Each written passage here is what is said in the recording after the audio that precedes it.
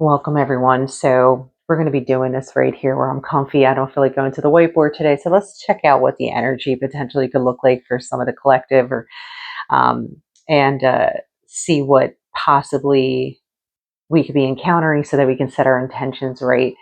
And this helps you to kind of anticipate how you're going to set your intentions for the next day.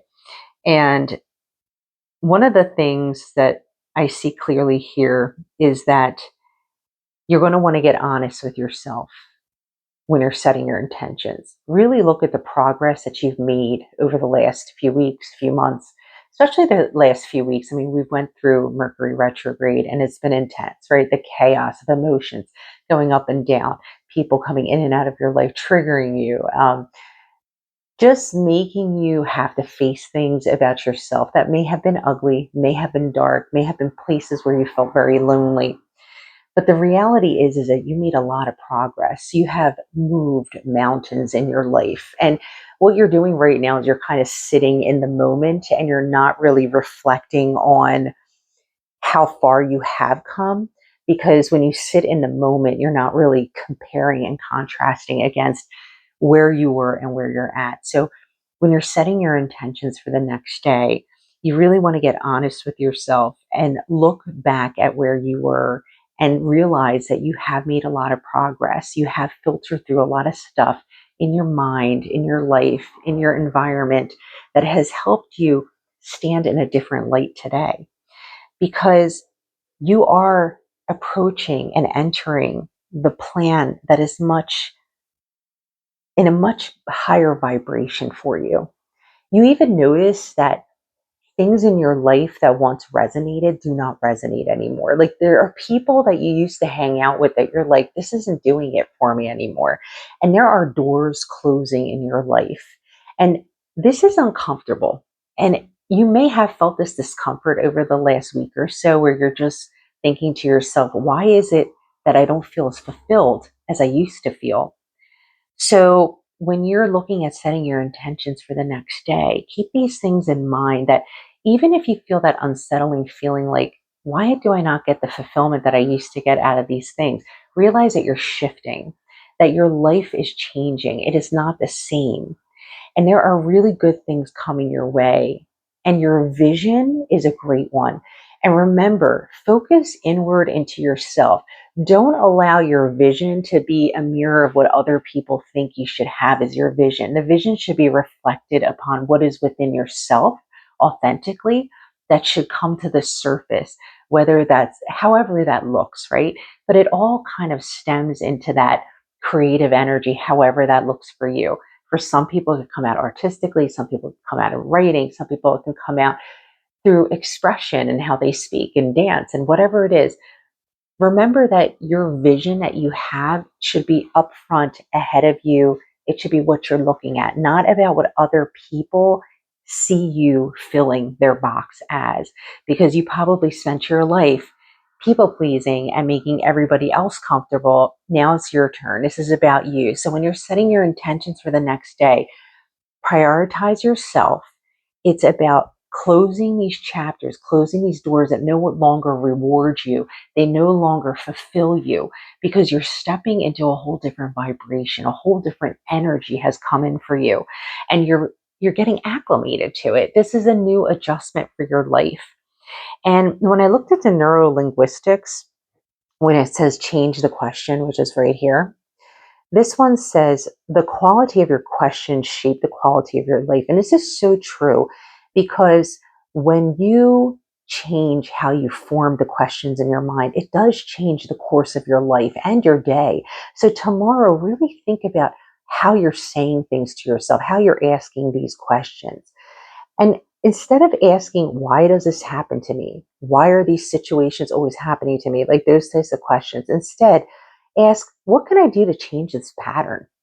Really analyze what it is that sets you into that mindset of the victim mentality of why this happens to me. Why do these people come into my life and wreck me? And because there might be patterns there that are causing you to not realize that you're not setting the right boundaries up in your life. And boundaries are really important. There's something that you have to enforce every day in your life. And ultimately, you're going to have to do it repetitively sometimes with certain people. And that's okay. There's nothing wrong with that. Just change the question, and that will point you towards a solution instead of the problem. You don't want to add more problems into your life. You want to be solutions driven. And then we look at the next card, which is in the power zone, right? So this card right here. And this one is saying that stepping into your power means taking ownership of the things that are in your control, such as your thoughts, feelings, words, and behaviors. When you are in the power zone, you can handle challenges with clarity and mastery. And that's one thing that you do have to keep in mind, that you do have the power here. You do have the control.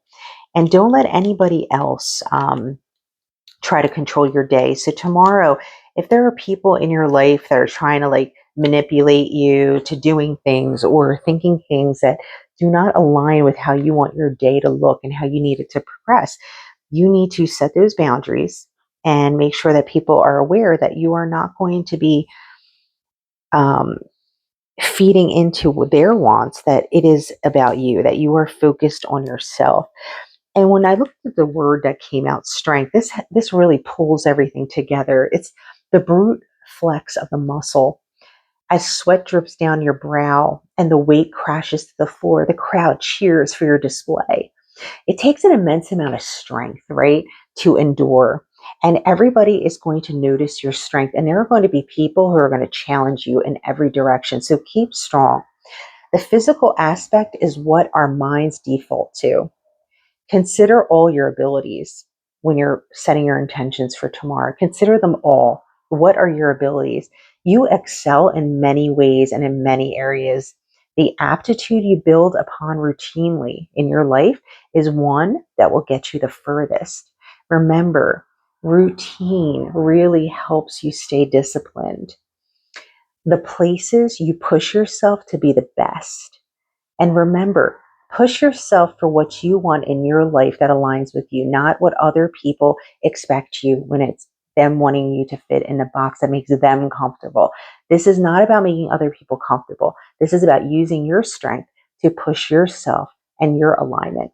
The places you push yourself to be the best, that is where you need to be focused at. One notch higher, a game of bettering and settling.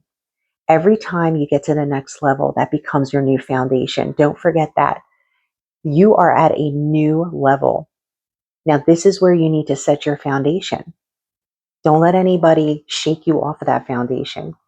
If you have been better before, you can get there again. If you feel like you're falling back tomorrow, reset yourself. Remember where your priorities are. Realign yourself. Do not play the comparison game. You are not anybody else. You are your own individual person. And in preparation for tomorrow, ask yourself these questions.